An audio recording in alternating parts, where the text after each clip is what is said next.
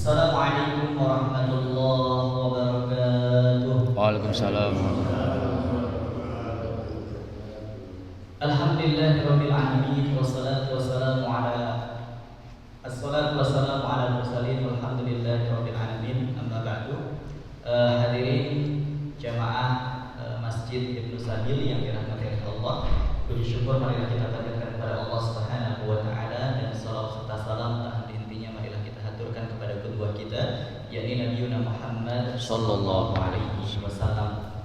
Hadirin jamaah sekalian yang dirahmati Allah, sebelum kajian kita mulai, mari bersama-sama kita doakan guru-guru kita, para asatidz kita, para ulama kita. Kita doakan juga segenap pengurus dan jamaah Masjid Ibnu Sabil. Mudah-mudahan Allah Subhanahu wa taala senantiasa menjaga kita semuanya, senantiasa melindungi kita, dan mudah-mudahan Allah Subhanahu wa taala menjauhkan kita dari berbagai macam bala dan mara bahaya. Ala hadhihi niyyah wa ala kulli niyyatin shalihah. Al-Fatihah. A'udzu billahi minasyaitonir rajim. Bismillahirrahmanirrahim. Alhamdulillahirabbil alamin arrahmanir rahim maliki yaumiddin. Iyyaka na'budu wa iyyaka nasta'in. Ihdinas siratal mustaqim. Siratal ladzina an'amta 'alaihim ghairil maghdubi 'alaihim waladdallin. Alhamdulillah. Baik hadirin Bapak Ibu yang dirahmati oleh Allah, pada kesempatan subuh yang penuh berkah ini kita awali dengan niat iktikaf karena Allah Subhanahu wa taala hingga waktu syuruk nanti. Mudah-mudahan duduknya kita di majelis ini Allah catat sebagai iktikaf, kita mendapatkan pahala iktikaf, lalu kemudian juga mendapatkan pahala thalabul ilmi, ya, mendapatkan pahala menuntut ilmu, dan mudah-mudahan nanti ketika kita menjalankan sholat sunnah syuruk kita pun mendapatkan pahala setara haji dan umrah. Amin ya rabbal alamin. Pada kesempatan pagi hari ini alhamdulillah telah hadir di tengah-tengah kita guru kita Al-Mukarram Ustaz Ageng Surya Bagja MAG. Jadi ternyata beliau sudah magister, kalau kemarin kan SHI. Jadi sekarang sudah magister ya Ustaz ya. Kemarin sudah kita update. Pada kesempatan kali ini beliau akan mengupas sebuah tema, yang mana tema ini juga kami yang menentukan dari divisi dakwah Masjid Ibnu Sabil. Temanya agak ekstrem sedikit gitu ya. Yang akan kita bahas adalah dakwah Islam bukan penistaan agama. Kenapa tema ini perlu untuk kami angkat? Karena mengingat saat ini banyak sekali para ulama kita, para asatidz kita yang ketika melakukan agenda dakwah atau melakukan kegiatan dakwah, tahu-tahu nggak lama kemudian dakwahnya tersebut dipermasalahkan karena dianggap sebagai ujaran kebencian gitu ya. Jadi ada framing negatif yang saat ini diciptakan kepada para asatidz kita, sehingga ini yang nanti akan kita bahas, akan dijelaskan oleh Ustaz.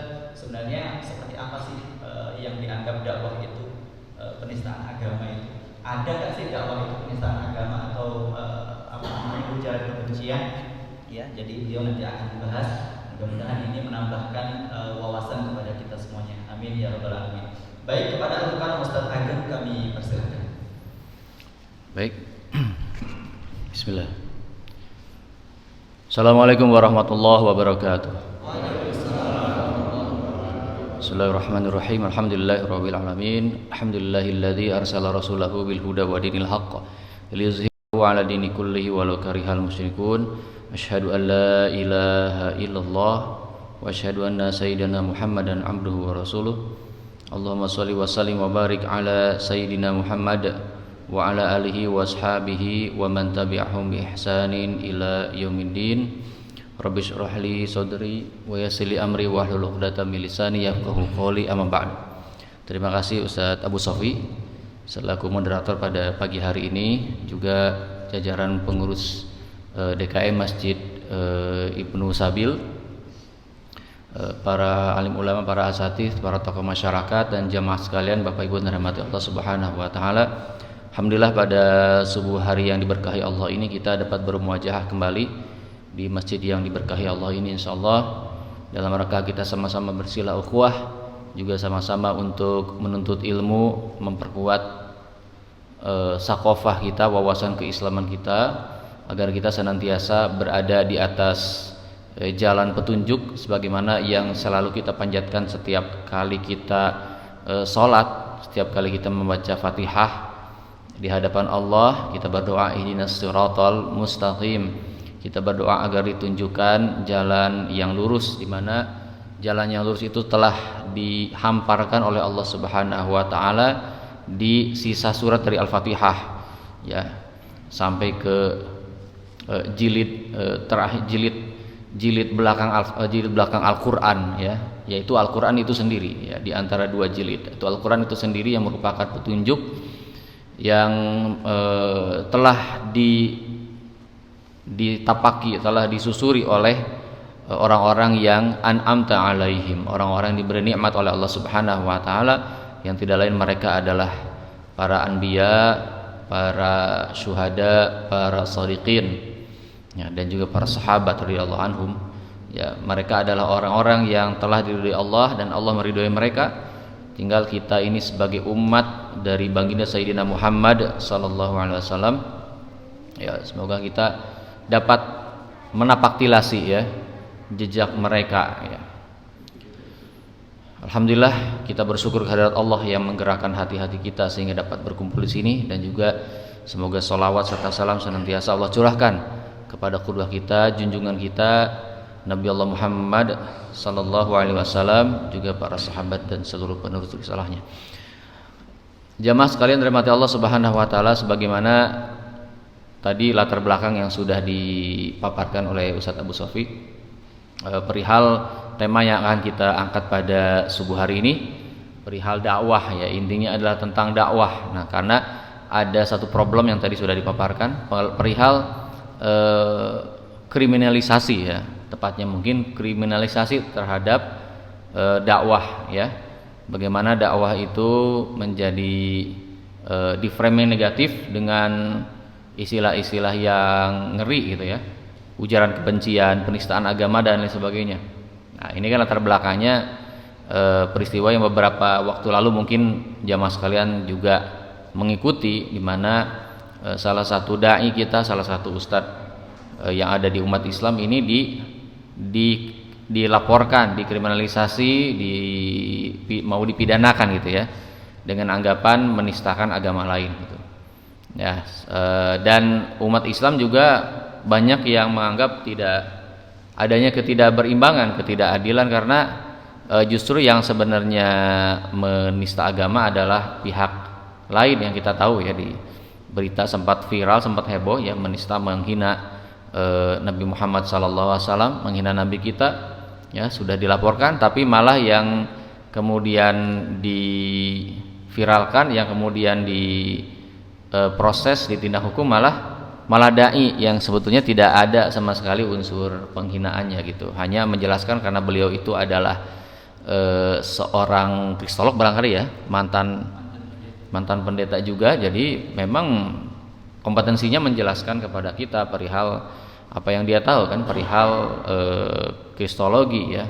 Dan itu wajar sekali, gitu, apalagi disampaikannya di internal umat Islam sendiri dalam rangka taklim, dalam rangka kajian keislaman di kalangan umat Islam sendiri, tapi kemudian malah dipidanakan, seolah-olah ada ketidakrelaan dari sebagian pihak, ya, ketika ada penista agama yang dilaporkan oleh umat Islam.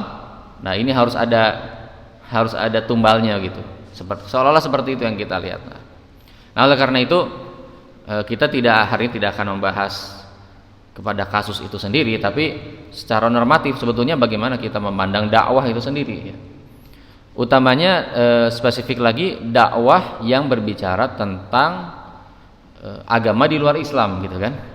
Nah, karena khawatirnya dengan tindakan-tindakan seperti itu, ya, jadi ada satu ketakutan, kan, di kalangan umat Islam itu ketika mau berbicara tentang agama lain, gitu, kan, ya, mau berbicara tentang kesalahan agama lain, padahal hal tersebut ada di dalam kitab suci kita sendiri, gitu. Jadi akhirnya kita jadi takut menyampaikan isi kitab suci kita sendiri. Nah, ini kan jadi problem, gitu, ya.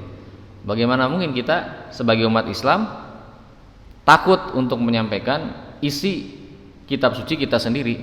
Nah, gitu. Nah, sekarang bagaimana sekarang kita lihat Quran, kitab suci kita, berbicara tentang dakwah kepada orang kafir, ya. Beberapa ayat berbicara tentang itu. Misalnya di surat An-Nahl ayat 125. Allah Subhanahu wa taala berfirman, "A'udzubillahi minasyaitonirrajim. Ud'u ila sabili rabbika bil hikmati wal mau'izatil hasanah wajadilhum billati hiya ahsan. Inna rabbaka huwa a'lamu biman dhalla an sabilihi wa huwa a'lamu bil muhtadin." Ud'u, serulah. Nah, ini dari kata da'a yad'u. Da'a yad'u artinya memanggil, menyeru. Ud'u kata perintah, serulah. Nah, jadi istilah dakwah secara asal ya, secara asal adalah menyeru orang-orang yang belum ke jalan Allah, artinya orang-orang yang belum masuk Islam. Itu adalah the origin of dakwah ya. Asli dari dakwah itu. Ya, menyeru kepada apa? Sabili rabbika, kepada jalan Tuhanmu, artinya kepada Islam. Jadi memang makna asli dari dakwah adalah mengajak orang masuk Islam. Itu makna asli dakwah ya.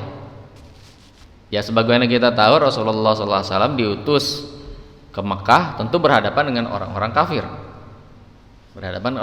Jadi dakwah yang pertama yang disebut dakwah itu ya ketika ngajak orang masuk Islam. Nah, itu kan yang diperlihatkan oleh Rasulullah SAW. Dengan apa? Dengan hikmah wal mau'izah hasanah. Wajadilhum bilatihi ahsan. Jadi ada 3 ya. Dengan hikmah, dengan mau'izah hasanah, dan dengan jidal. Nah, dengan jidal itu artinya dengan debat. Nah, misalnya di sini kemudian ditafsirkan oleh contohnya oleh Syekh As-Sa'di ya, dalam tafsir As-Sa'di. Nah, ud'u ila sabil rabbika ini dipahami menyeru ya kepada jalan Rabbmu. Tentu kalau konteks sekarang muslim dan kafir, tapi dalam konteks ketika Rasulullah SAW diutus, tentu orang kafir yang diajak. Dengan apa? Dengan hikmah. Ya, dengan hikmah itu adalah dengan hujah. Ya, dengan hujah artinya memang dengan dalil. Apa bekal Rasulullah SAW mengajak manusia menuju jalan Allah? Tentu saja bekalnya adalah Al-Quran. Ya, yang dibacakan oleh Rasulullah SAW ke hadapan orang-orang kafir Quraisy adalah Al-Quran. Itu bekalnya. Nah, itulah hujah, itulah hikmah. Ya. Kemudian sesuai keadaan pemahaman mad'unya, pemahaman audiensnya. Nah, jadi termasuk hikmah disebutkan di sini adalah berdakwah dengan dasar ilmu. Nah, itu ya. Nah, ilmu ini apa? Ya, ilmu itu adalah dalil, adalah kitab suci. Nah, maka kemudian kalau dengan hikmah tidak bisa, barulah kepada mau'izah hasanah. Apa mau'izah hasanah itu? Perintah dan larangan. Ya. Kemudian targhib dan tarhib. Targhib itu motivasi, tarhib itu ancaman. Nah, ini mau'izah hasanah ya. Jadi kalau kita dakwah itu kan pertama kita sampaikan apa yang disampaikan Allah dan Rasulnya. Artinya apa? Al-Quran, ya kan? As-Sunnah gitu. Dalil. Ini yang disampaikan Allah, ini yang disampaikan Rasul sallallahu alaihi wasallam. Itu adalah hikmah namanya. Kan gitu. Nah, ketika itu kemudian masih belum bisa membuka hati seseorang, baru beralih kepada mau'izah hasanah, motivasi, gitu kan? Nah, kalau Anda melakukan ini, kalau Bapak Ibu sekalian ya melaksanakan hal ini, maka ganjarannya surga. Kalau Bapak Ibu sekalian berdiam di masjid, berzikir, menuntut ilmu setelah subuh, disambung kemudian sholat isyraq, maka pahalanya setara dengan pahala berhaji. Kan begitu. Ini kan motivasi ya, motivasi. Nah, itu adalah mau'izah hasanah. Ya. Nah, ancaman ya juga mau'izah hasanah. Jadi kalau Anda sekalian, misalnya kita berbicara, Rasulullah sallallahu alaihi wasallam berbicara kepada orang-orang kafir. Ketika Anda tidak beriman, nanti akan dibangkitkan di hari kiamat, masuk neraka. Kan gitu kan? Ya. Itu ancaman, itu mau'izah hasanah. Ya. Bahwa nanti akan ada kebangkitan ya di hari akhir, dihisab semua amal kita gitu. Nah, itu mau'izah hasanah, dan ini cukup memberikan efek shock di kalangan kaum kafir Quraisy waktu itu. Nah, dicerminkan dalam surat An-Naba ya. Amma yatasaalun 'anin naba'il 'azim. Mereka bertanya-tanya tentang apa? Tentang berita besar. Apa berita besar? Yaumul Ba'ats, hari kebangkitan. Gitu. Jadi mereka heboh ketika Rasulullah SAW menyampaikan bahwa nanti kalau kita sudah mati nanti akan dibangunkan lagi. Itu heboh masyarakat Mekah waktu itu. Dengan dakwah tersebut, ya. Dengan penyampaian itu bahwa nanti akan dibangkitkan lagi. Ya kan sebelumnya kan orang kafir Quraisy tidak percaya itu, ya. Bahwa nanti akan dibangkitkan, makanya santai aja, mau berbuat zalim apapun kalau sampai mati nggak ada balasan berarti aman gitu. Tapi ternyata nanti dibalas karena kita dihidupkan lagi dan dibalas perbuatan kita. Wah, heboh kan artinya orang-orang kafir Quraisy, terutama mereka orang-orang yang berbuat zalim. Nah, itu adalah mauizah hasanah. Nah, kemudian baru pintu terakhir apa? Wajadilhum, ya, jidal, berdebat, artinya mengadu argumen, ya, dengan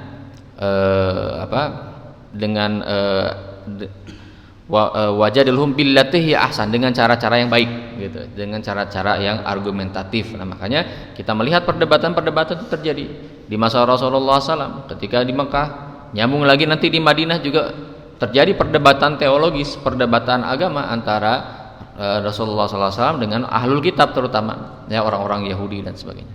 Nah, kita lanjut lagi, kita lihat di ayat lain, ya, di surat Al-Hajj ini, ya.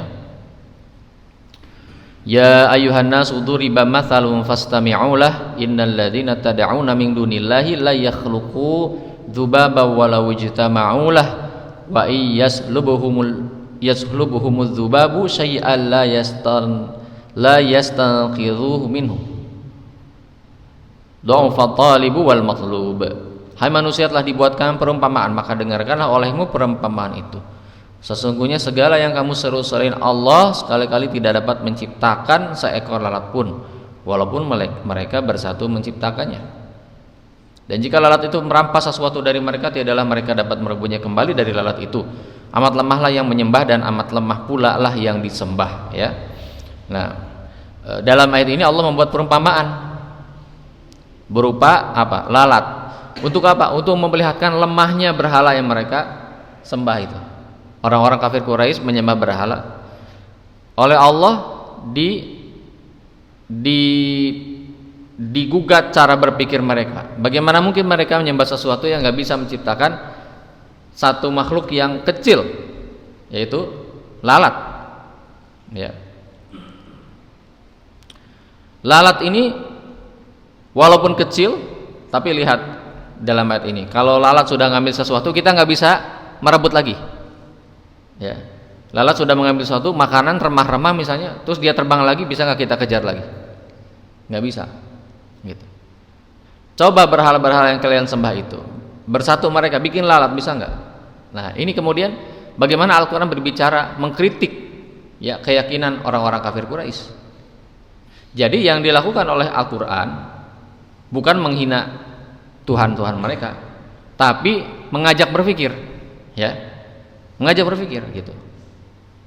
Masuk logika nggak Anda menyembah batu, gitu kan? Sementara batu itu, berhala, patung itu Anda sendiri yang bikin, Anda sendiri yang menyembah, gitu. Dan dia nggak bisa ngapa-ngapain, nggak bisa ngasih rezeki, nggak bisa ngasih mudorot, nggak bisa menciptakan lalat, nggak bisa mendatangkan hujan, kan gitu. Loh, kenapa? Ya karena Anda sendiri yang bikin berhala itu, kan gitu kan. Jadi Islam datang mengajak berpikir, gitu, dan memperlihatkan kecacatan logikanya orang-orang kafir Quraisy waktu itu, ya, gitu ya. Nah, jadi ada dialog Quran dengan fakta adanya kesyirikan, gitu. Tapi sekali lagi di sini bukan tidak ada kata-kata yang menghina dengan kata-kata kasar tentunya kepada Tuhan mereka, tapi mengajak mereka berpikir, yang dikritik logikanya, gitu, cara berpikirnya mereka. Makanya selama di Mekah Rasulullah SAW nggak ada menghancurkan berhala satupun, nggak ada, ya. Padahal ada 300-an berhala di Ka'bah itu kan, tapi nggak ada satupun berhala yang dihancurkan oleh Rasulullah SAW. Karena yang salah bukan berhalanya. Orang berhalanya cuma batu, kayu, patung, benda mati, nggak punya salah apa-apa dia. Yang salah apa? Yang salah cara berpikir, kan? Nah, yang salah cara berpikirnya orang-orang yang nyembah batu, nyembah kayu, itu cara berpikirnya. Ya, karena batu kayu itu nggak akan disembah kecuali ada mitos yang menempel di benak mereka, ya, gitu kan? Mitos tentang patung tersebut, ya. Makanya nggak ada selama di Mekah Rasulullah SAW menghancurkan patung berhala, nggak ada. Percuma aja dihancurkan satu, nanti mereka bikin lagi. Kenapa? Karena masalahnya bukan pada patungnya itu nggak ada apa-apanya karena dia benda mati, sama kayak jendela, pintu sama aja. Ya, pohon juga kan nggak punya salah, pohon tumbuh aja nggak punya salah, tapi orang ngasih sesajen, apa yang salah pohonnya? Apa pohonnya minta? Tolong kasih saya sesajen, pohonnya nggak pernah minta, tapi orangnya, ya, yang ngasih sesajen itu ada yang konslet di dalam benak, di dalam cara berpikirnya kan gitu. Itu yang dikritik oleh Al-Quran, ya. Nah, barulah nanti ketika Futuh Makkah, nah baru tuh dihancurkan berhala-berhala. Kenapa? Karena mitosnya udah hilang, mitos di benak orang-orang sudah hilang, gitu. Jadi ini hanya benda mati aja kita hancurkan saja. Loh, kenapa benda mati kok dihancurkan? Karena kalau tidak dihancurkan nanti generasi berikutnya melihat itu mitosnya bisa hidup lagi, maka dihancurkan sekalian, kan gitu kan. Nah, begitu bagaimana Quran mengkritik, dan juga ada di surat Al-Mu'minun. Kalau ini mengkritik keyakinan. Jadi syirik itu ada 3 jenis, Bapak Ibu sekalian, ya. Ada 3 tipe kesyirikan. Yang pertama adalah menganggap adanya khaliq atau pencipta lain selain Allah, gitu. Jadi adanya pencipta lain selain Allah. Jadi Allah mencipta, juga ada dewa ini yang mencipta, yang sebagai khaliq. Tentu saja ketika mereka meyakini selain Allah ada khaliq yang lain, ada pencipta yang lain, maka otomatis mereka akan menyembah, ya, pencipta itu, sehingga penyembahannya menjadi banyak, berbilang, yang menyembah Allah, menyembah A, B, C, D, itulah syirik. Ya, itu tipe yang pertama, ya. Nah, tipe yang kedua, meyakini pencipta itu cuma satu pencipta itu, Allah Al-Khaliq, tetapi meyakini ada makhluk yang ilahiyah. Apa ilahiyah itu? Bersifat ketuhanan. Nah, kenapa bersifat ketuhanan? Karena dia itu misalnya dianggap sebagai titisan Allah, atau dia dianggap sebagai anak Allah. Nah, itu ya. Nah, itu kan ada dalam akidah Nasrani, bahwa Nabi Isa alaihissalam itu dianggap sebagai anak Allah, atau sebagai penjelmaan Allah kepada manusia, kan gitu kan, penjelmaan Tuhan kepada manusia. Nah, ini makhluk ilahiyah, meskipun tidak meyakini Isa alaihissalam sebagai pencipta, tetapi sebagai makhluk ilahiyah. Ini juga syirik.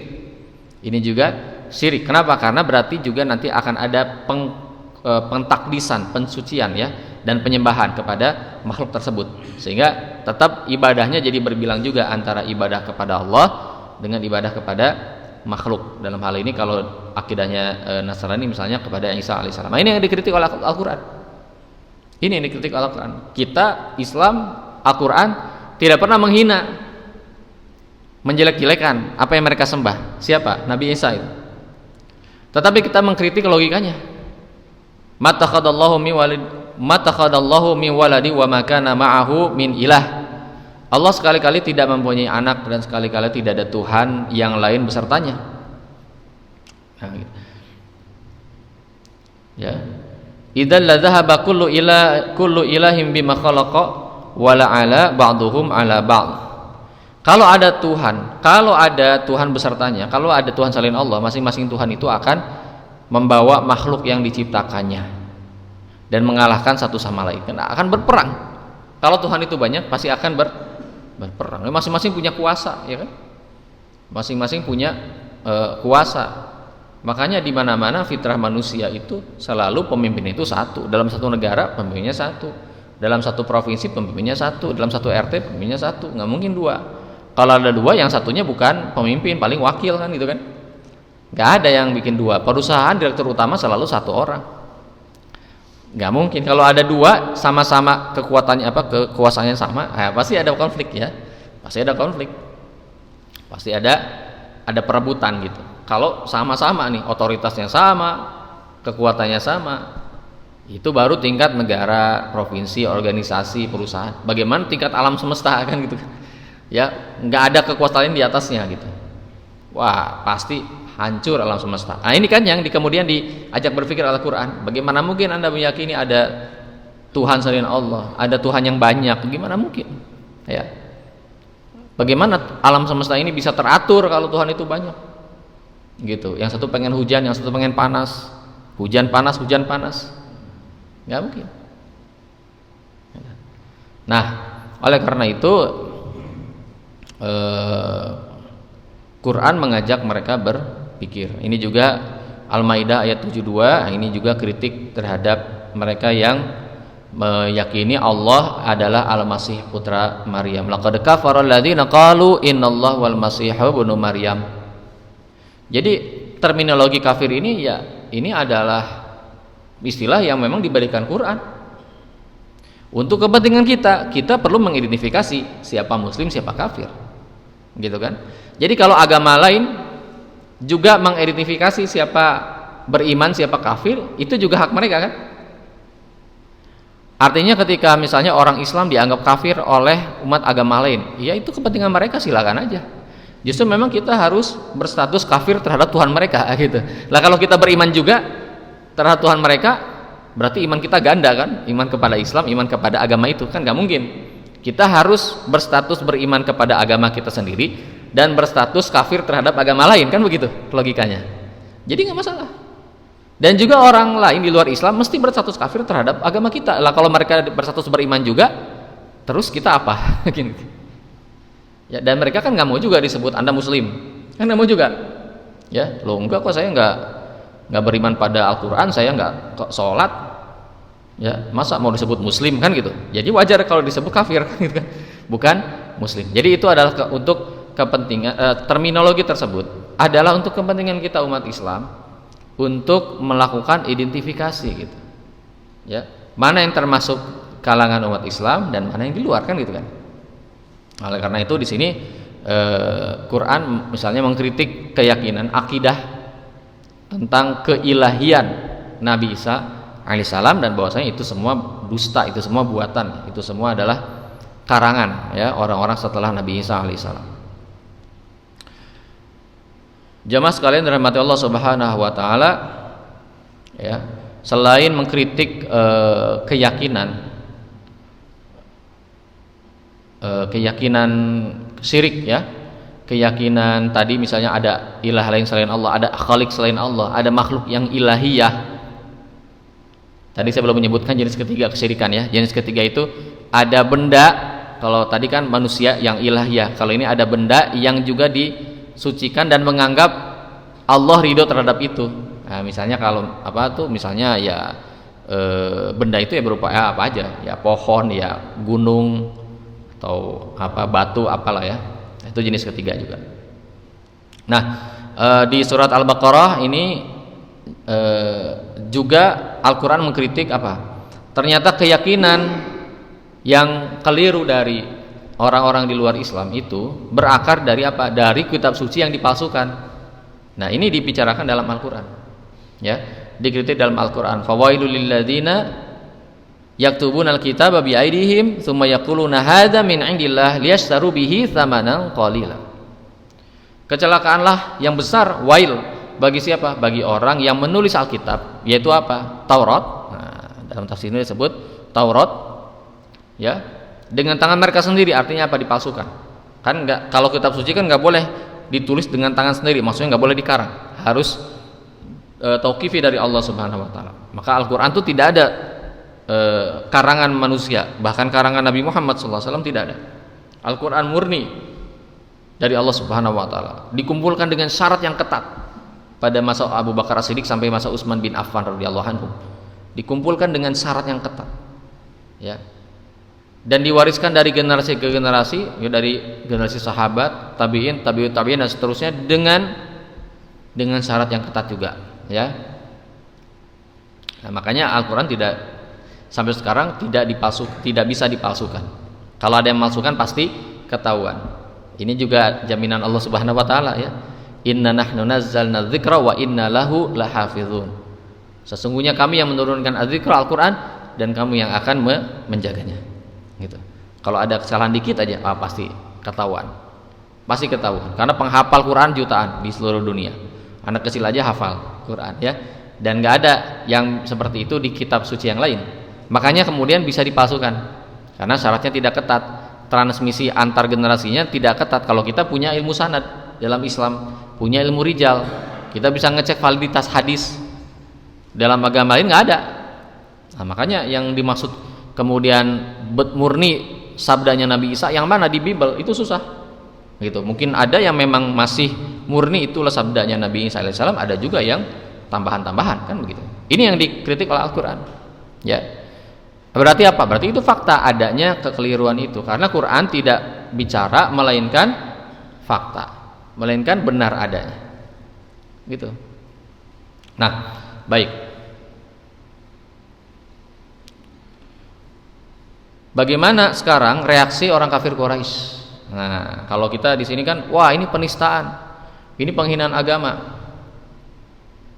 Ya, ternyata jamaah sekalian rahmati Allah Subhanahu Wa Taala, ketika Rasulullah SAW menyampaikan ayat-ayat tadi ya, Quran disampaikan mengkritik keyakinan orang-orang kafir Quraisy, apa kemudian yang mereka lakukan? Mereka datang kepada Abu Thalib, paman Nabi SAW, pelindung Nabi SAW, kemudian berkata, wahai Abu Thalib, sesungguhnya anak saudaramu itu, keponakanmu itu telah mencaci maki sesembahan kami, mencela agama kami, membodohkan harapan-harapan kami, dan menyesatkan nenek moyang kami.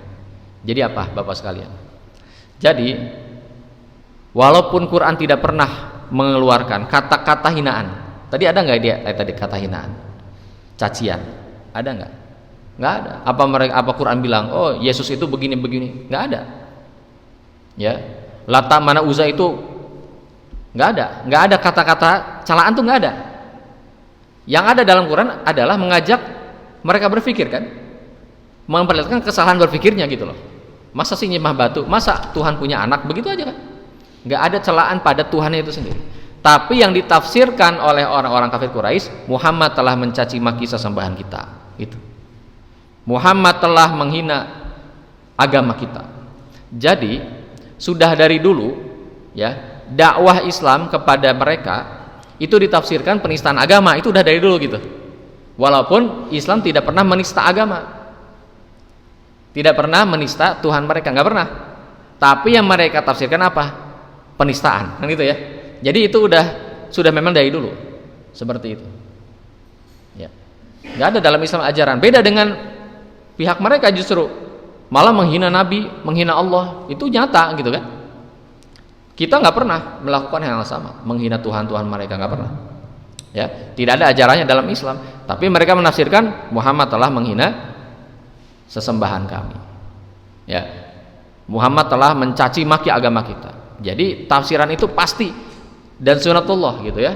Mereka yang tersinggung dengan itu nggak mau diajak berpikir, kemudian memberi stigma bahwa kita telah mencaci agama mereka. Nah ini yang kemudian diperlihatkan di dalam Sirah Nabawiyah.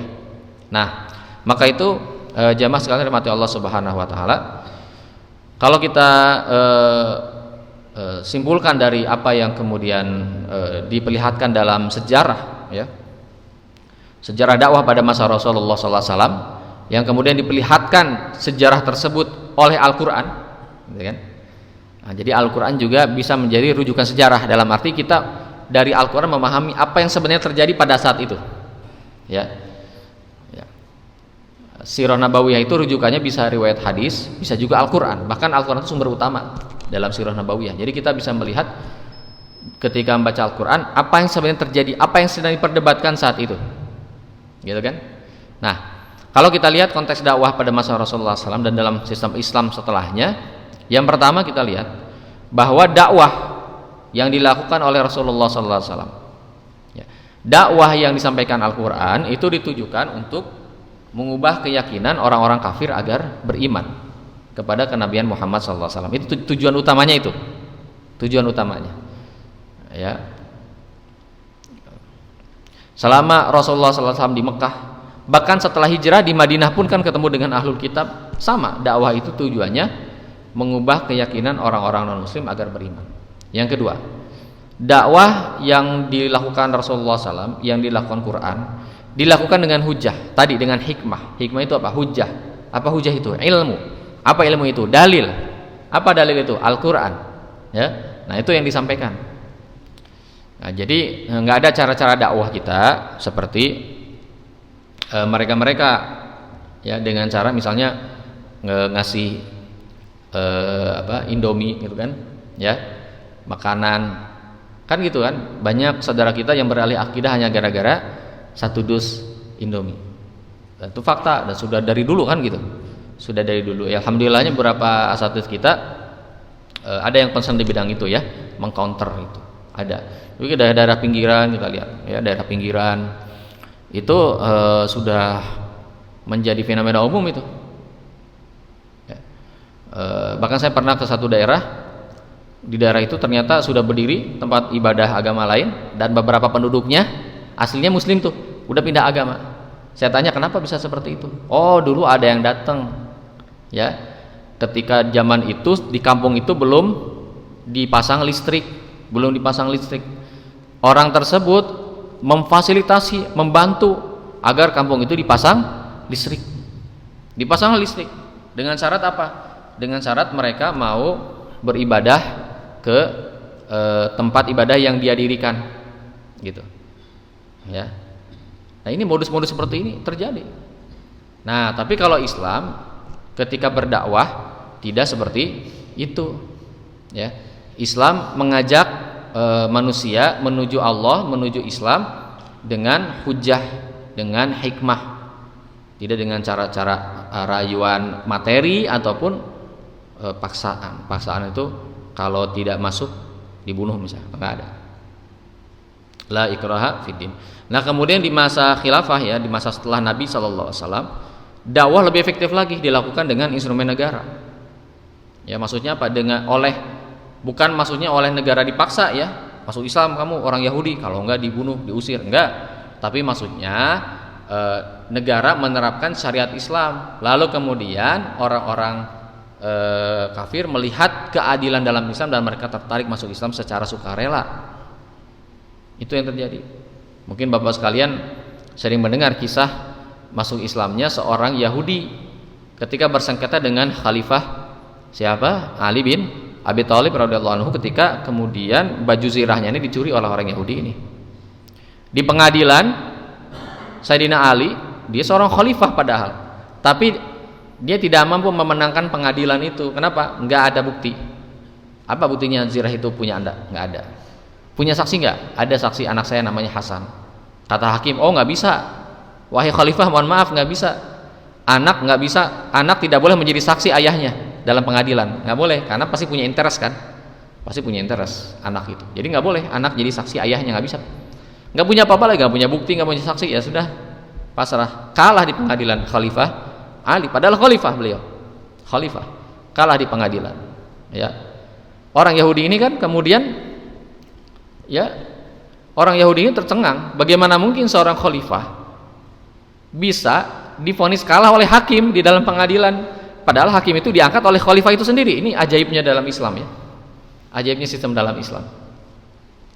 Bagaimana sih qadi ini diangkat oleh khalifah, tapi ketika khalifah di pengadilan dia dikalahkan gitu.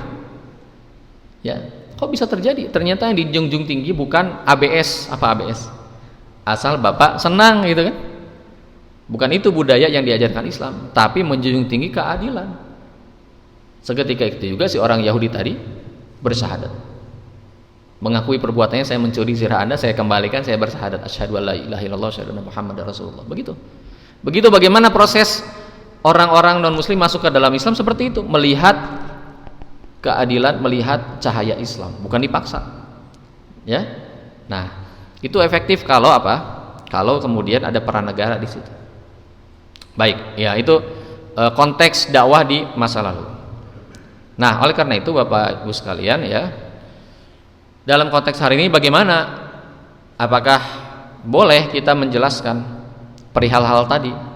Nah, menjelaskan fakta tentang agama lain yang bersumber dari kitab Allah di kalangan umat Islam sendiri itu sesuatu yang wajib sebetulnya. Kenapa? Untuk menguatkan akidah dan identitas keislaman umat Islam sendiri, apalagi sekarang sedang disebar virus wabah pandemi yang namanya pluralisme. Apa pluralisme? Paham yang menganggap semua agama sama. Islam, Nasrani, Yahudi, Buddha sama. Semua agama sama. Lah kalau gitu ngapain saya pilih Islam? Nanti orang Kristen, orang Buddha juga nanya, kalau semua agama sama, ngapain saya beragama Kristen, ngapain saya beragama Buddha kalau semua agama sama gitu kan? Makanya pluralisme ini musuh semua agama sebetulnya. Ya, karena tiap agama pasti punya identitas. Kan gitu. Pasti punya identitas. Maka menjelaskan di kalangan umat Islam sendiri bahwa agama ini salah, salahnya di mana? Ini. Yang agama ini salah, salahnya di mana? Ini. Ini adalah sesuatu yang wajar gitu loh. Untuk menegaskan identitas kita. Kenapa kita milih Islam? Benarnya di mana Islam? Ya kan? Islam benarnya di mana? Agama lain salahnya di mana? Kan itu logis kan? Dan itu wajib. Kalau nggak ada penjelasan seperti itu, ya maka umat Islam nggak ngerti apa bedanya agama kita dengan agama lain. Kenapa kita memilih agama ini? Kan gitu. Pada saat yang sama pasti umat lain pun melakukan hal yang sama. Ya, mereka di kalangan umatnya sendiri pasti menjelaskan agama kita benarnya ini, agama ini salahnya ini kan gitu. Jadi menjelaskan fakta tentang agama itu sah secara hukum Islam itu boleh. Dan itu masuk dalam bagian dakwah. Nah, problemnya hari ini kan begini. Kalau ini dijelaskan ke publik, ya, dijelaskan ke publik, nah maka akan berhadapan dengan kaidah sekulerisme. Apa itu? Agama tidak boleh mendominasi. Agama itu sama setara di hadapan negara. Malah tadi apa? Jadi dibawa ke ranah penistaan agama, penghinaan agama. Ya, Ustadz Zakir Naik itu sampai sekarang nggak bisa kembali ke India. Ya, beliau diberi suaka di Malaysia sampai sekarang ya, di Malaysia nggak bisa kembali ke India. Kenapa? Di India sudah menunggu jeratan hukum. Gitu. Dianggapnya menista agama, dianggapnya mensupport terorisme kan gitu. Nah, ya ini problem kita sekarang. Ketika dijelaskan ke publik berhadapan dengan ya kaidah sekulerisme gitu. Nggak boleh Anda yang Islam menyalahkan agama lain. Nggak boleh. Kenapa? Semua agama sama di hadapan negara. Itu doktrin sekulerisme. Yang kedua, kalaupun dijelaskan di internal umat Islam, padahal untuk kepentingan taklim, untuk kepentingan pendidikan, untuk kepentingan menguatkan akidah dan wawasan kita. Ya, harusnya boleh, harusnya dilindungi negara. Ini kebebasan beragama kan? Ya, kebebasan beragama tuh pasal berapa di Undang-Undang Dasar itu? Pasal 28 ya, atau 29, ya kan? Kebebasan beragama dijamin harusnya. Tapi yang terjadi apa sekarang? Ada upaya-upaya kriminalisasi. Nah, sehingga kenapa kemudian bisa seperti itu? Nah, ini beberapa permasalahan. Yang pertama, tadi itu kita berada di atmosfer sekularisme. Sekularisme itu doktrinnya negara harus menjaga jarak pada semua agama. Itu doktrin sekularisme ya. Sekularisme itu kan sistem hidup yang tidak berdasarkan agama ya, memisahkan agama dari kehidupan negara. Nah, jadi kalau dalam sekularisme semua agama itu posisinya sama, nggak boleh negara mengistimewakan satu agama tertentu. Karena semua agama posisinya sama, maka tidak boleh ini satu sama lain saling mendakwahi, ini nggak boleh nih. Yang pertama. Yang kedua ya tidak boleh ada agama yang mendominasi agama lain. Kemudian problem keduanya, di negeri kita ini kita sedang dikepung oleh Islamofobia, ketakutan pada Islam, kan gitu ya. Yang sayangnya mereka ini ada di lingkaran atas gitu. Nah, dengan adanya kalangan Islamofobia ini, semua yang berbau Islam, dakwah, apalagi dakwahnya menyinggung agama lain, wah ini pasti akan jadi sasaran kriminalisasi kan gitu ya, karena ada Islamofobia ini, sehingga melahirkan ketidakberimbangan. Kalau yang menghina agama Islam, menista agama Islam, diviralkan, dilaporkan, sulit sekali prosesnya, nggak dipanggil-panggil. Kalaupun dipanggil lama prosesnya, tahu-tahu dibebasin misalnya, kan gitu kan yang terjadi. Nah, sudah terjadi beberapa fakta. Tapi ketika yang dihina adalah agama Islam, yang kemudian orang Islam berdakwah tidak menyebut celaan, hinaan pada agama lain, hanya menyampaikan Al-Quran, ya, distigma penistaan agama, dikriminalisasi, langsung diproses cepat sekali, kan gitu. Ada ketidakberimbangan akhirnya, ya, nggak ada keadilan sosial, gitu kan, bagi seluruh rakyat Indonesia, kan begitu. Nah, kenapa? Karena ada Islamofobia itu. Yang ketiga, ini problem juga, ya, kita ini di tengah pergumulan dengan kristenisasi. Nah, ini mungkin kalau mendalami harus memanggil yang pakar seperti Ustadz, yang pakar di bidang Kristensi bisa menyampaikan nih tentang bagaimana di Indonesia ini pergumulan ini terus-menerus terjadi udah berapa puluh tahun yang lalu gitu ya. Nah, ini sehingga gesekan-gesekan ini sering muncul. Nah, itu. Kemudian yang keempat juga sekarang, yang keempat adalah satu pertanyaan bagi kita sebetulnya ya. Mana yang lebih prioritas? Apakah dakwah kepada umat agama lain atau dakwah mengajak umat Islam sendiri kembali kepada agamanya? Baik, jamaah sekalian rahmati Allah Subhanahu wa taala, kalau kita berbicara perihal dakwah kepada umat non muslim, kita melihat dalam sejarah Islam ya. Justru lebih efektif dakwah tersebut kalau dilakukan diemban oleh negara, sebagaimana yang tadi sempat disinggung ya. Kita lihat saja dari sejarah, selama 13 tahun dakwah Rasulullah SAW di Mekah, yang kemudian masuk Islam sekitar 40-60 orang, sedikit. Kemudian hijrah ke Madinah. Nah, pasca hijrah kita lihat pertumbuhannya. Nah, kalau setelah hijrah berarti kan sudah ada negara tuh, negara Madinah, ya kan? Di mana Rasulullah SAW menjadi kepala negaranya. Nah, ketika perang Badar aja tahun kedua Hijriah itu sudah ada 313 ya pasukan Islam. Itu baru laki-lakinya kan, belum keluarganya yang di Madinah. Nah, berarti sudah mulai banyak. Jadi ternyata mulai banyaknya setelah ada negara Madinah. Gitu. Berapa tahun kemudian ketika Futuh Mekah, setelah itu perang Hunain, berapa pasukannya? 12.000 orang, lebih banyak lagi. Itu baru yang ikut perang, belum yang di rumah, di dalam kota keluarganya, kan gitu. Setelah Rasulullah SAW wafat, artinya 10 tahun setelah hijrah, 10 tahun setelah didirikannya negara Madinah, seluruh jazirah Arab sudah masuk Islam. Nah, ini berarti fakta. Ini menjadi kaidah dalam dakwah, bahwa dakwah kepada non muslim itu titik beratnya lebih kepada oleh negara sebetulnya. Oleh negara sebetulnya. Ya. Sekali lagi bukan dengan paksaan oleh negara, tapi dengan menerapkan Islam dan dengan dakwah, dan negara mensupport dakwah. Nah, seperti itu. Barulah kemudian lebih efektif ya dakwah kepada non muslim ini. Nah, karena itu Syekh Taqiyuddin An-Nabhani rahimahullah taala membagi dua, ada dua tipe dakwah. Ada dua tipe dakwah. Yang pertama, dakwah menyeru kepada Islam. Ya. Dakwah menyuruh kepada Islam. Ini yang tadi saya sebut sebagai aslinya dakwah itu. Dakwah menyuruh kepada Islam.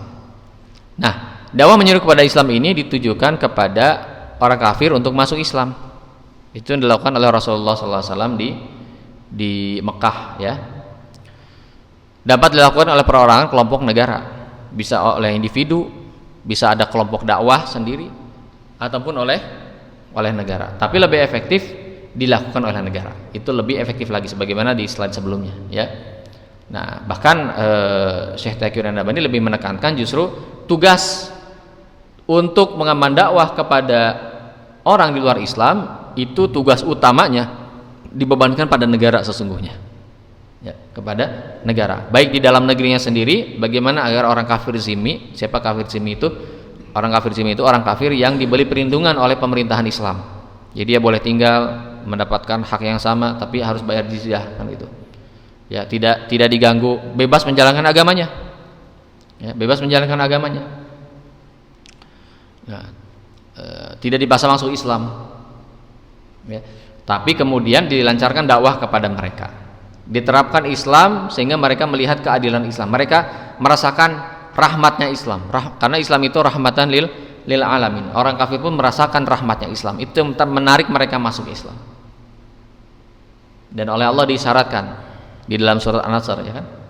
Idza jaa nasrullahi wal fath, ketika datang kemenangan dan pertolongan, ya futuhat, wa ra'aitan nasa yadkhuluna fi dinillahi afwaja, dan kamu melihat manusia ya masuk kepada agama Allah berbondong-bondong. Nah, jadi manusia akan masuk ke dalam agama Allah ketika kemenangan sudah didapatkan. Ketika apa? Ketika Islam sudah tegak. Begitu.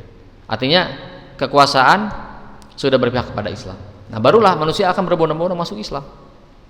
baik tadi di internal di dalam negeri sendiri, kafir zimmi, seperti kasus Yahudi yang menang melawan Ali bin Abi Thalib di pengadilan, ataupun dalam konteks dakwah keluar ke seluruh dunia. Jamaah sekalian tahu persentase umat Islam hari ini di dunia berapa? Umat Islam katakanlah 2 miliar, tapi penduduk dunia 8 miliar, ya kan? Jadi sekitar 25%. Minoritas. Orang beriman itu minoritas di dunia, 25%. 75% penduduk dunia belum masuk Islam. Kan gitu ya. 75% penduduk dunia belum masuk Islam, baru 25%. Berarti ada 75% yang harus didakwahi. Iya kan? Ada 75% yang harus didakwahi. Apakah mau satu-satu kita datengin? Gitu ya. Apakah jamaah Masjid Ibnu Sabil ini sanggup ke 5 benua misalkan kita kirim semua dakwah? Bisa aja. Apakah seorang Zakir Naik bisa mengislamkan seluruh dunia? Mungkin bisa saja, tapi akan sangat sulit dan lama. Nah, tapi kalau ada satu negara yang mengemban dakwah, nah gitu ya, satu negara yang mengemban dakwah ke seluruh dunia, ini akan cepat. Jamaah sekalian, kenapa seluruh dunia sekarang menganut demokrasi? Menganut demokrasi. Kenapa? Karena demokrasi ini didakwahkan oleh siapa? Oleh negara. Di antaranya Amerika Serikat, ya kan? Mendakwahkan, menjadi juru dakwah demokrasi dan hak asasi manusia. Semua negara sekarang kalau tidak menganut demokrasi, tidak menganut hak asasi manusia, itu dipandang seperti orang murtad gitu ya, seperti orang kafir, kayak berdosa banget gitu. Negara saya nggak menerapkan demokrasi, berdosa banget, ini masuk neraka. Negara kami tidak menganut hak asasi manusia, wah bid'ah, ya kan? Zaman sekarang dianggap bid'ah orang yang tidak menerapkan demokrasi dan hak asasi manusia. Kenapa? Karena didakwahkan oleh kekuatan negara, ya, oleh Barat ke seluruh dunia.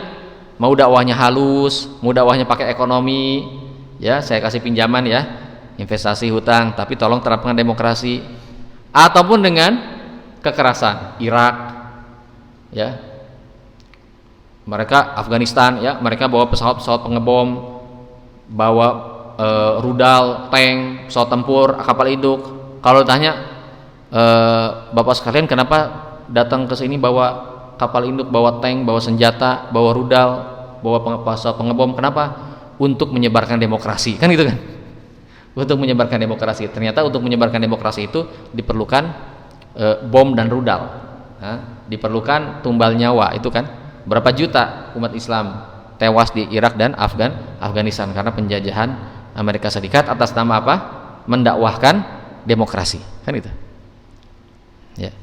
Nah, oleh karena itu umat Islam juga ketika mendakwahkan satu hal yang bertentangan dengan mereka, yaitu apa? Islam, tentu perlu juga negara.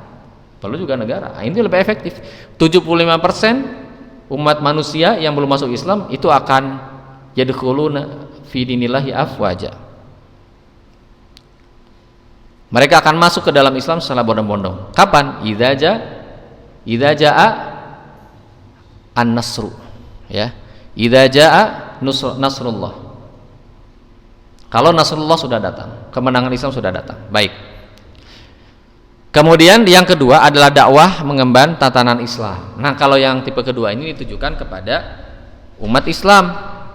Umat Islam yang sekarang kita lihat umat Islam, ya, masyarakat kita menerapkan Islam tetapi hanya parsial saja, ya. Mungkin kalau haji, sholat, zakat diterapkan, tapi yang lain bagaimana dengan hukum qisas? Bagaimana dengan hukum hudud? Inilah dakwah mengajak umat Islam kembali kepada tatanan Islam. Itu juga disebut dakwah. Itu juga dakwah. Nah, jamaah sekalian, dalam kondisi hari ini kita, ya, ketika umat Islam sendiri jauh dari agamanya, indikatornya apa? Tidak diterapkannya syariat Islam, ya, tidak diterapkannya syariat Islam dalam kehidupan berbangsa dan bernegara. Maka urgensitas dakwah hari ini adalah lebih kepada bagaimana mengembalikan umat Islam kepada jati diri akidahnya, ya. Bagaimana mendorong umat Islam agar mengembalikan penerapan hukum Islam dalam kehidupan bermasyarakat dan bernegara. Umat Islam pede dengan keislamannya, tidak minder dengan keislamannya, ya. Maka agama-agama yang lebih urgen untuk dibongkar, tanda kutip agama, yang lebih urgent untuk dijelaskan kesesatannya hari ini adalah apa? Sekularisme. Ini agama loh. Kenapa? Karena ada penganutnya ya. Ada akidahnya sendiri, ada ajarannya sendiri, agama nih. Agama sekularisme, agama liberalisme, agama pluralisme, feminisme, kapitalisme, komunisme. Ini kan yang meracuni pikiran sebagian umat Islam hari ini, ya kan? Ada orang yang ngakunya Islam tapi pikirannya liberal, ada kan? Ngakunya Islam, pikirannya komunis, ada nggak? Ada. KTP-nya Islam, pikirannya feminis, kapitalis, ada. Ini justru yang lebih penting untuk kita bersihkan ya umat Islam dari racun seperti itu. Tetapi bukan berarti konteks dakwah menjelaskan kesalahan agama lain tidak boleh. Ini juga tetap wajib. Kenapa? Ya, dalam upaya menguatkan akidah umat. Tadi itu kalau tidak dijelaskan umat Islam tidak tahu kenapa memilih agama Islam. Tetap harus dijelaskan, wajib. Bukan sebagai dakwah kepada umat non muslim, walaupun itu juga boleh. Nggak ada larangan dalam Islam mendakwahi orang kafir masuk Islam, nggak ada larangan. Walaupun itu juga boleh. Tapi kan yang lebih prioritas menguatkan akidah umat. Dan yang kita lihat kasus-kasus kemarin itu sebetulnya ustadz yang beliau yang dikriminalkan, beliau tidak sedang mengajak orang kafir masuk Islam kan? Beliau lagi menjelaskan di kalangan umat Islam, gitu kan? Ini kesalahan agama ini lagi dijelaskan di kalangan umat Islam sendiri kan, gitu kan? Dalam rangka apa? Menguatkan akidah umat. Ini tetap wajib dilaksanakan. Ya, karena itu, nah kita semua para duat, majelis ulama, kaum muslimin ini harus kompak dan saling menolong. Agar apa? Agar edukasi tadi, ta'lim tadi, ya, itu adalah isi kitab suci kita sendiri, itu tidak dikriminalisasi. Memang itu perlu upaya bersama kita semua, harus kompak nih. Ini nggak boleh dikriminalisasi. Ini umat Islam butuh pengajaran ini, ya, tentang perbandingan agama. Ini umat Islam butuh, nggak boleh dikriminalisasi. Ini bagian dari kebebasan umat Islam menjalankan agamanya. Nah, ini menjadi upaya kita semua harusnya umat Islam, ya, agar dakwah Islam ini berjalan sebagaimana mestinya. Wallahu a'lam bishawab, wallahu muwaffiq ila aqwamit thoriq. Saya kira demikian yang dapat saya sampaikan pada pagi hari ini, semoga bermanfaat. Assalamualaikum warahmatullahi wabarakatuh. Waalaikumsalam warahmatullahi wabarakatuh. Alhamdulillah cukup gamblang, sangat jelas sekali bahwa ternyata dakwah dianggap sebagai penistaan agama, ujaran kebencian itu sebenarnya sudah ada sejak zamannya para nabi terdahulu, Ustaz ya. Bahkan bukan hanya di zamannya Nabi Muhammad, mungkin di zamannya Nabi Musa juga sama, ada nabi-nabi yang lainnya. Maka kita tidak terlalu kaget ketika saat ini banyak ulama-ulama kita, para dai kita yang kemudian dikriminalisasi lalu kemudian dipenjarakan. Baik, sebelum ditutup mungkin ada satu pertanyaan saja kami persilakan. Jikalau mungkin ada sesuatu yang tadi disampaikan oleh guru kita, ada yang belum jelas, bisa dipertanyakan, silakan. Ya, silakan Kak Ahmad Sofi. Assalamualaikum warahmatullahi wabarakatuh. Waalaikumsalam warahmatullahi wabarakatuh. Saya melihat hadis ini kan yang diriwayatkan perdebatan tentang penistaan agama dan lain-lain, dan tidak masuk ke dalam sikap kita. Dan memang di dalam sikap kita ada menunjukkan bahwa seperti contoh tadi, bahwa agama itu sangat peran kami memberikan dan kami akan menjaga. Kata-kata kami inilah yang mereka itu akan olah, akan lintir. Seolah memang Al-Quran itu bukan dari Allah. Al-Quran itu ciptaan beberapa orang, beberapa ulama itu ya. Kan kemudian ada kata kami itu siapa gitu. Tanya saya. Terima kasih. Assalamualaikum warahmatullahi wabarakatuh. Langsung jawab Ustaz. Ya, inna nahnu nazzalna dzikra. Memang dalam Quran Allah sering menggunakan istilah nahnu, ya, istilah kami kalau dalam bahasa Arab, ya. Nah, bisa aja ini jadi salah satu bahan propaganda mereka ya untuk menarik umat Islam, ya, untuk mencuci otak umat Islam ya. Nah, jadi seolah-olah ini ada yang salah nih dalam agama kalian, kok begini gitu. Ya, ketika itu kemudian orang awam yang diajak bertanya seperti itu, kemudian mereka mungkin kurang paham, ya, belum dipahamkan oleh para ulamanya, ya, akhirnya jadi korban, ya, cuci otak oleh mereka. Ini salah satunya seperti itu. Nah, lafaz kami sendiri dalam Al-Quran itu kan sebetulnya dalam bahasa Arab lafaz saya, anak itu bisa juga diganti dengan nahnu atau kami. Dalam rangka apa? Ihtiram. Dalam rangka penghormatan, sebagaimana anta juga bisa diganti antum. Gitu kan? Ya, kalau kita menyebut antum padahal satu orang. Padahal antum itu artinya kalian, banyak ya. Tapi kadang-kadang kita menyebut antum itu kepada satu orang. Kenapa? Lil ihtiram, penghormatan kepada dia, antum. Ya. Nah gitu. Bagaimana kabar antum? Satu orang, harusnya kabar anta bagaimana gitu kan? Nah, jadi ini ihtiram juga. Termasuk juga bagaimana Quran mengihtiram, ya, mengagungkan Allah dengan kata kami itu. Nah, jadi kalau kita bertanya pada ulama akan paham bahwa yang dimaksud kami itu tidak lain Allah itu sendiri. Jadi poin pertama, nahnu ini kadang pengganti ana. Nah, dalam bahasa kita sebetulnya bahasa Indonesia nih, atau mungkin Bapak sekalian juga sering menemui ya, bahwa kadang kata saya juga diganti dengan kami. Jadi kami sudah mendapatkan di dalam Quran ayat-ayat ini, padahal yang maksud saya gitu, saya sendiri, tapi saya menyebut kami. Kenapa? Sebetulnya untuk menghormati lawan bicara kalau saya bilang kami kan, gitu. Ya, menurut pendapat kami, padahal saya maksudnya gitu kan, ini pendapat kami gitu. Nah, itu juga biasa kok dalam bahasa Indonesia gitu. Nah, itu yang pertama, bahwa kami atau nahnu ini kadang digunakan untuk mengganti anak. Poin kedua, kadang nahnu ini sendiri, ya nanti harus dilihat konteks ayatnya sendiri ya. Konteks ayatnya sendiri. Nahnu itu bisa bermakna Allah dan para malaikat. Gitu. Allah dan para malaikat. Nanti ya, dalam konteks ayat-ayat tertentu menunjukkan Allah dan para malaikat itu kami. Ya. Nah, jadi ini sama sekali tidak mengindikasikan berarti Tuhannya banyak, enggak. Kan kami itu jadi Allah dan para malaikat gitu kan. Itu nahnu kami. Bukan berarti malaikat itu adalah Tuhan. Kan gitu kan? Hanya menandakan adanya berbilangnya pelaku saja. Pelakunya berbilang gitu. Ya. Siapa yang menurunkan wahyu? Malaikat Jibril, kan gitu. Tapi wahyu itu pada hakikatnya dari siapa? Dari Allah. Allah menurunkan wahyu kepada siapa? Kepada Nabi Muhammad SAW. Melalui perantara siapa? Melalui perantara malaikat Jibril. Kan gitu. Apakah berarti malaikat Jibril itu Tuhan? Enggak kan? Tidak seperti itu. Ya. Allah menyampaikan kebenaran petunjuk kepada manusia. Allah yang menyampaikan, tapi lewat siapa? Pertama lewat malaikat Jibril, kedua lewat para nabi. Ya kan? Apakah kemudian para nabi itu Tuhan? Jibril itu Tuhan? Bukan.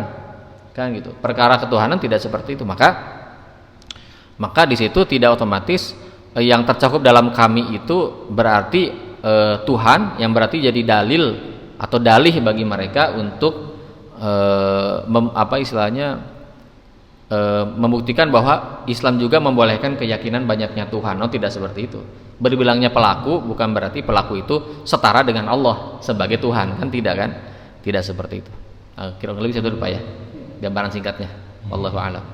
Baik, alhamdulillah. Satu pertanyaan saja sudah cukup. Nanti jikalau para jamaah sekalian ada yang perlu dipertanyakan lagi, mungkin kita sambil ngobrol santai, bincang santai di sela-sela menikmati konsumsi yang telah disediakan. Nanti bisa ditanyakan apa yang perlu ditanyakan. Dan catatan pagi hari ini yang terngiang-ngiang dalam telinga saya. Jadi sedahsyat-dahsyatnya pandemi virus COVID-19, ternyata ada yang lebih berbahaya, yaitu virus kapitalisme, sekulerisme, dan liberalisme, serta virus-virus isme-isme lainnya. Nah, ini yang perlu kita waspadai, jangan sampai kemudian virus-virus ini terus mendarah daging kepada anak keturunan kita. Wallahu a'lam bishawab. Mari kita tutup majelis ini dengan membaca doa kafaratul majelis. Subhanakallahumma bihamdika asyhadu an la ilaha illa anta astaghfiruka wa atubu ilaik. Kami ucapkan terima kasih banyak kepada guru kita Ustaz Ageng Surya Bagja yang telah menyempatkan waktu untuk hadir dan sharing ilmu kepada kita semuanya. Mudah-mudahan ini menjadi amal jariah untuk Ustaz dan menjadi ilmu yang bermanfaat untuk kita semuanya. Amin ya rabbal alamin. Billahi taufiq wal hidayah. Wassalamualaikum warahmatullahi wabarakatuh. Waalaikumsalam warahmatullahi wabarakatuh.